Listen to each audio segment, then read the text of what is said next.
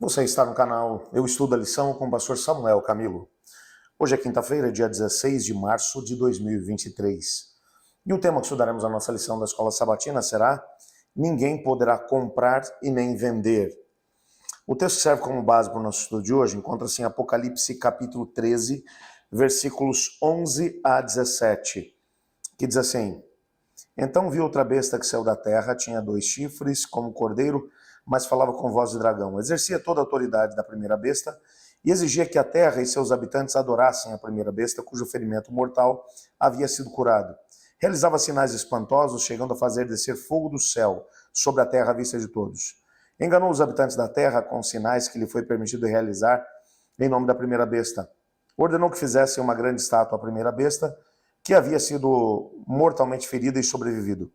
Então lhe foi permitido dar vida a essa estátua para que ela falasse. Essa estátua da besta ordenou que fossem mortos todos os que recusassem adorá-la.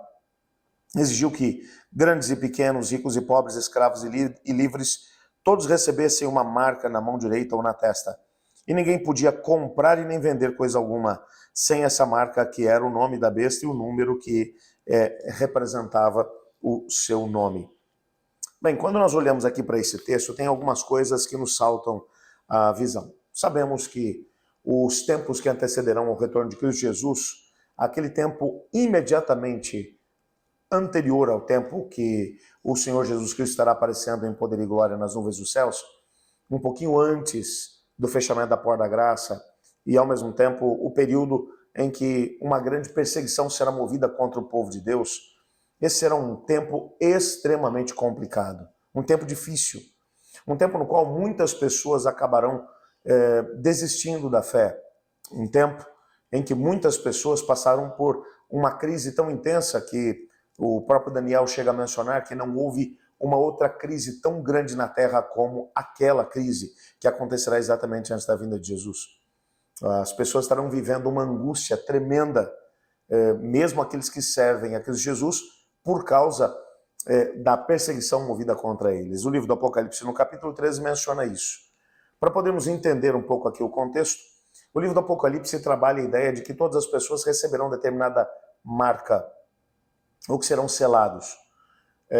A ideia de selo, no contexto do Antigo Testamento e também no Novo Testamento, tem uma noção de que aquele que recebe a marca, na verdade, está recebendo um sinal que comprova que você tem um vínculo, que você é propriedade daquele que é o dono da marca.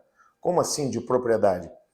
A coisa mais parecida com isso que temos hoje em dia é uma atitude que é tomada pelos grandes criadores de gado hoje em dia. Quando um indivíduo que tem muitos rebanhos, para que os animais que lhe pertencem, o gado que lhe pertence, não seja roubado, ele coloca uma marca, estampa uma marca na pele daquele animal, para que todos aqueles que olharem para a marca saibam que aquele animal é propriedade do dono daquela marca. Nos tempos do Antigo, bem como do Novo Testamento, quando um proprietário de uma casa ia mandar fazer alguns potes, algumas panelas, normalmente era utilizada argila, era levado também o sinete da família, ou o sinal da família. E esse sinal era colocado ainda na argila fresca para que quando o molde com as vasilhas de argila iria para o forno para poder queimar, que a marca ficasse ali. Essa marca demonstrava que a pessoa ou que o objeto que tinha estampado sobre si aquela marca pertencia ao dono da marca. A mesma ideia aparece aqui no contexto bíblico. Você encontra em Apocalipse no capítulo 14, por exemplo, se você der uma olhada, o Apocalipse 14 menciona que a partir do versículo 6, ele vai mencionar as 3 mensagens angélicas e ele vai mostrar ali de uma forma muito intensa que essas mensagens estariam sendo pregadas sobre a terra. Mas aí quando você chega mais para o final do versículo 14, você encontra aqui uma outra ideia sendo aqui mencionada. A ideia de que antes que a colheita da terra acontecesse, que todas as pessoas deveriam receber uma determinada marca. E quando você volta, a mesma imagem ela é apresentada no capítulo 7 do livro do Apocalipse, a partir do verso 1, que diz: então vi 4 anjos em pé nos 4 cantos da terra, impedindo que os ventos soprassem sobre a terra, o mar e qualquer árvore. E vi outro anjo que subia do leste e trazia o selo do Deus vivo. E ele gritou aos 4 anjos que haviam recebido poder para danificar a terra e o mar: esperem, não façam mal à terra, nem ao mar, nem às árvores, até que tenhamos colocado o selo de Deus na testa dos seus servos. A ideia desse selo de Deus é a ideia de que aquele que possui o selo, ele pertence a Deus. É claro que estamos aqui falando de uma imagem. As pessoas, a imagem de um selo recebido na testa significa que as pessoas tomaram uma decisão de forma racional, entenderam a proposta de Deus e decidiram-se por viver a proposta do Evangelho de Deus. E agora, nessa hora de crise, quando todas as pessoas estão definitivamente escolhendo de que lado ficarão, eles recebem esse selo de Deus, ou essa marca de Deus, o que demonstra que eles são propriedade do Senhor. Por isso o Senhor Deus os resgata da terra. Por outro lado, enquanto isso, o dragão, a besta e o falso profeta estão também tentando marcar todas as pessoas, mas eles marcam na testa e também na mão direita. O fato de marcar na testa significa que muita gente vai olhar para a proposta do dragão e dizer: é isso que eu quero para a minha vida. Enquanto isso, outras pessoas serão forçadas pelas circunstâncias. Se você prestou atenção no texto de Apocalipse 14, o texto vai mencionar que uma das questões que serão levadas em consideração é que aquele que não receber a marca da besta não poderá nem comprar e nem vender. E aí, por causa disso, alguns recebem a marca na mão direita, ou seja, é imposição. Com medo de não conseguirem sobreviver a essa última crise, eles acabam aceitando passar para o lado da besta. O que isso mostra para a gente? Quando você para poder pensar, olha, aquele que não aceitar o sinal não pode comprar e vender. Você parou para poder pensar que hoje tudo no nosso planeta gira em torno de comprar e vender? Nós trabalhamos, de certa forma, por quê? Porque estamos vendendo o nosso tempo, bem como as habilidades que possuímos, para aqueles que querem utilizar essas mesmas habilidades para poder gerar algum tipo de riqueza. Agora, se você não pode nem comprar e nem vender, então tudo dentro do contexto da nossa sociedade materialista perde seu sentido. Agora, eu queria que você parasse para poder pensar. Estamos estudando durante essa semana sobre aquilo que realmente importa no contexto da nossa vida. Se tudo o que é importante para nós pode ser comprado ou vendido, nessa altura, tudo aquilo que era mais importante para a gente ou vai se perder, ou então seremos forçados a receber uma marca para não perder aquilo que realmente importa. Você compreende por que o Senhor Deus trabalha a ideia, o conceito de que aquele que faz parte do reino de Deus deve buscar em primeiro lugar o reino e a sua justiça? Porque se hoje, em tempos de paz, nossa vida é norteada pelo que ganhamos e pelo que gastamos, então eu pergunto, em tempos de perseguição, como teremos a hombridade ou a coragem de nos posicionar ao lado do reino de Deus? Portanto, é exatamente hoje, enquanto estamos vivendo nesse tempo, que precisamos tomar uma postura e dizer: Senhor, eu quero ser fiel a Ti. Quero viver os princípios do Teu reino. Eu quero andar contigo, tendo a certeza de que no Senhor eu vou alcançar a vitória. É claro que para isso hoje precisamos tomar algumas decisões. Eu tenho aqui dentro do contexto do nosso chat, tenho acompanhado os pedidos que têm sido feitos. A quantidade de pessoas que têm pedido por familiares, pelo cônjuge, pelos filhos, pelos pais, para poder ver essas pessoas se entregando a Jesus, muita gente afastada do caminho de Deus.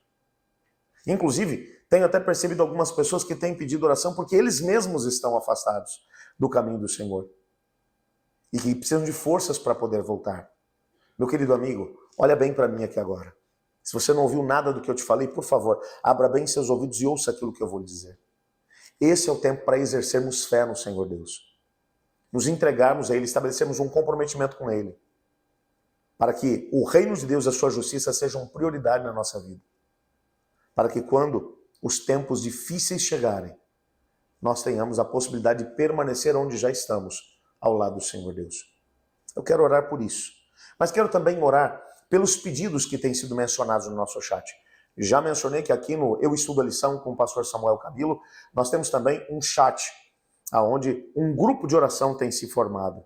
E tem sido maravilhoso poder ver os pedidos que têm sido feitos, pessoas intercedendo umas pelas outras, várias pessoas já mencionando respostas de oração. É isso mesmo que nós queremos, verdadeiros milagres acontecerem na vida das pessoas, enquanto estudam a palavra de Deus e ao mesmo tempo oram umas pelas outras. Eu selecionei aqui 5 pedidos. Eu espero que você também selecione os seus e que você mencione para essas pessoas que está orando por elas. Eu estarei orando aqui, selecionei 5 pedidos. A Flávia Lacerda, ela pediu oração pelo Amaral, que é o seu irmão, e ela menciona que o Amaral está vivendo uma situação muito complicada, muito difícil, que é até difícil de explicar. Mas ela acredita que o Senhor Deus pode ajudá-lo e pode livrá-lo dessa situação. Vamos orar então pelo Amaral, o irmão da Flávia Lacerda. Vamos orar também pela Leia Siqueira. A Leia Siqueira, ela está pedindo pelo seu irmão também, pelo Diego, que passou por... fez um concurso público, ele passou nesse concurso público, mas já faz alguns meses que isso aconteceu, e agora a prefeitura da cidade, do município, onde ele fez esse concurso, está demorando muito para poder chamar, e ele está precisando desse emprego. Então ela está pedindo para a gente poder intervir, para que o Senhor Deus abra essa porta para ele também. Vamos orar então pelo Diego. A Maria da Glória, ela pede pelo esposo, que é viciado em drogas. E ela diz, por favor, irmãos, me ajudem em oração.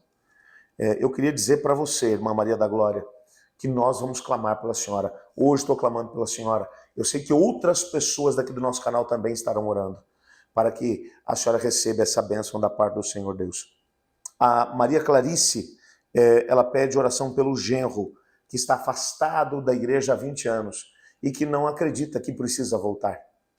Ela pede para que nós oremos para que o Espírito de Deus toque também no coração dele. Vamos orar. A Ilone Rogers, o Regis, ela pede pelo cunhado que fez uma cirurgia de coração e que precisa agora do poder de Deus para a restauração, para a cura. Eu quero orar junto com vocês. Por favor, una-se a mim. Obrigado, Pai, porque em Tua palavra descobrimos que o Senhor nos ama, mas também nos chamou para vivermos uma vida de comprometimento contigo e com o Teu reino. Em tempos de paz somos chamados a viver isso, para que quando os tempos difíceis de perseguição chegarem, que a gente simplesmente tenha a força para permanecer onde já estamos. Oro também pelos pedidos aqui mencionados, por aqueles que estão no nosso chat. Tu conheces a história de cada um e te peço, Pai, opera para que o Teu nome seja glorificado através da cura, da restauração, da resposta a essas orações. Pois é em nome de Jesus que oramos. Amém. Eu estudo a lição e você?